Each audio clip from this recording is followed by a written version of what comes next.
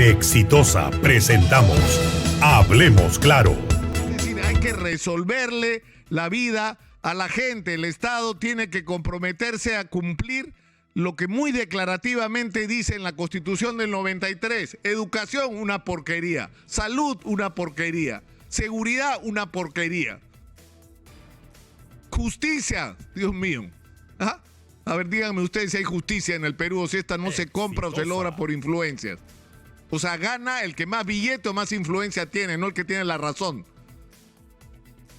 Entonces, ese es el país en el que estamos viviendo. La discusión muy mal planteada desde mi punto de vista sobre el problema de los cocaleros, es decir, enfocando todo el tema del narcotráfico en el Perú en los cocaleros, como si ellos fueran el problema, cuando son parte del problema.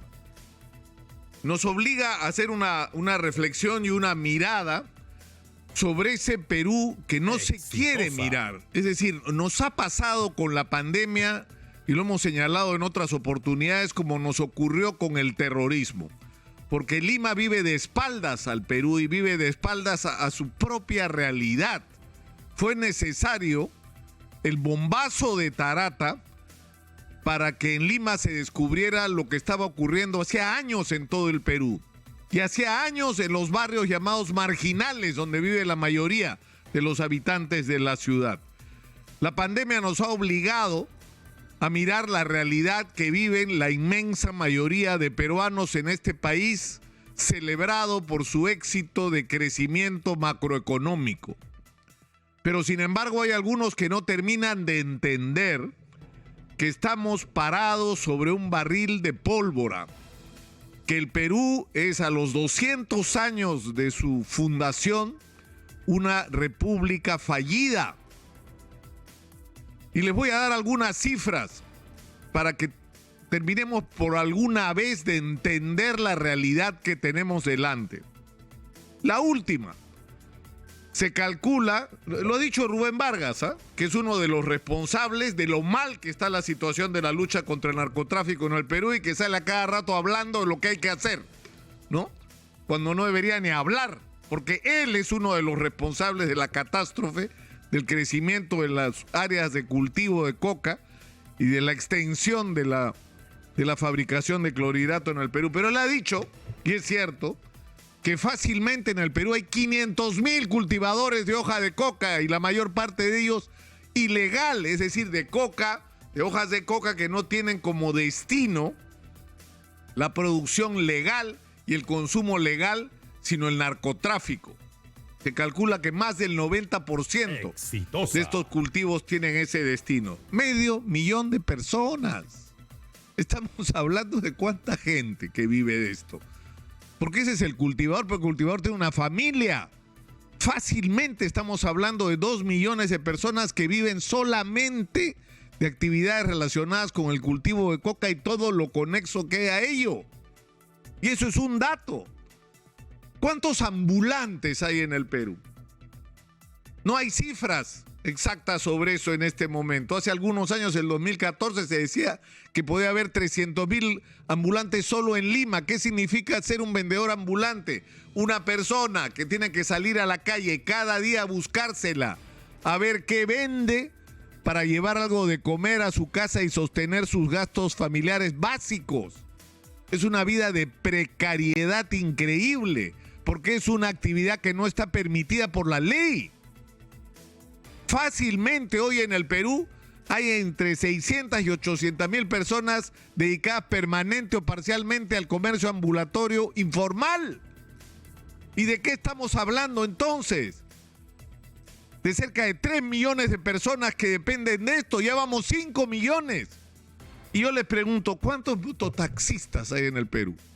Según el sindicato de mototaxistas que existe, se calcula que solo en Lima hay 450,000 mototaxistas y que en todo el Perú podría haber 900,000.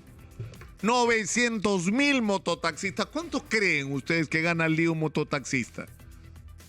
¿Usted cree que es una actividad económica que tiene futuro, que estas personas pueden ahorrar, que estas personas pueden tener la capacidad de pagar una educación de calidad porque la educación pública no se las da a sus hijos, que esta gente tiene la capacidad de cuando va a un hospital y se enferma un miembro de su familia, tener que cruzar la pista porque en el hospital no hay nada para comprar los medicamentos o para pagar los análisis, que es lo que pasa en el Perú hace años. ¿Cuánta gente vive al día como mototaxista, se accidenta, tiene un problema, se enferma y no tiene ingresos? 900,000 peruanos que viven así. ¿Cuántos jóvenes peruanos en este momento son vigilantes de esquina? ¿Cuánto creen ustedes que ganan esos guachimanes informales que hay por todo el Perú y que nadie sabe cuántos son? No ganan ni el mínimo. Ni el mínimo. ¿Saben cuántos ninis hay en el Perú?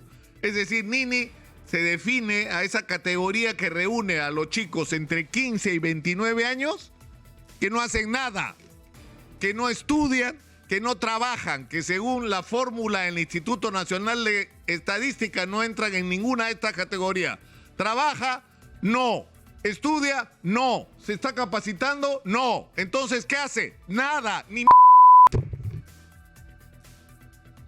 O sea, esa es la realidad del Perú.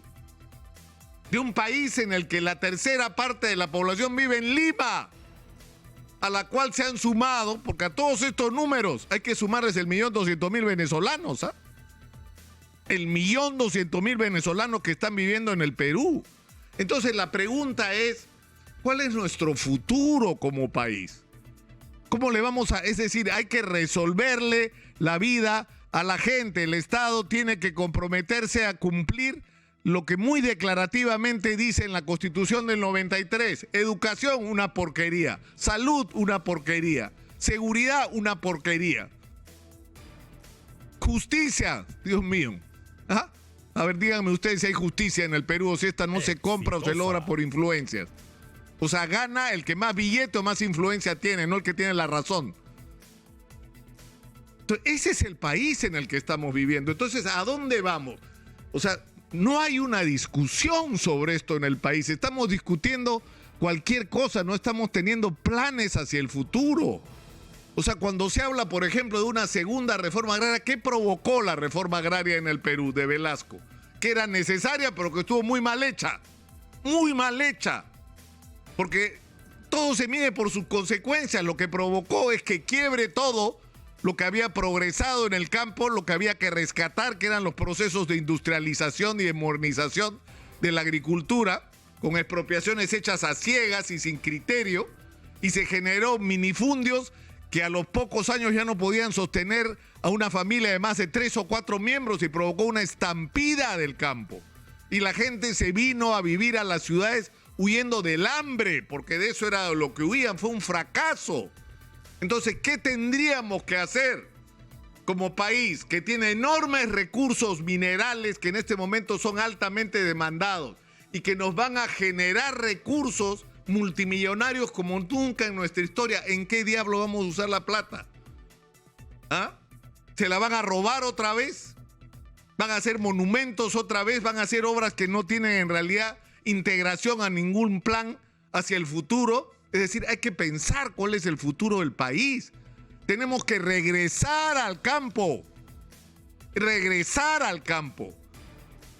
Porque hay gente que está viviendo en los cerros en condiciones absolutamente precarias en Lima, así como viven en los asentamientos humanos en la mayor parte de ciudades del país, sin acceso al agua potable, sin acceso a las condiciones mínimas de calidad de vida que todo ser humano debe tener. Exitosa. Pero la solución es tener una estrategia, tener planificación. Pero planificación no está pues en la Constitución, ¿no? Porque la Constitución lo único que dice es que hay que privatizarlo todo, ¿no? Para eso sirvió, para nada más. Para nada más. Entonces yo creo, sinceramente, que ha llegado el momento de que nos detengamos todos los peruanos, los políticos, los empresarios, la gente que tiene alguna responsabilidad o influencia en la opinión, en discutir cuál es nuestro futuro como país. ¿Cuál es el Perú que queremos construir? ¿Cómo vamos a hacer para cambiar esta situación que la pandemia nos ha reventado en la cara?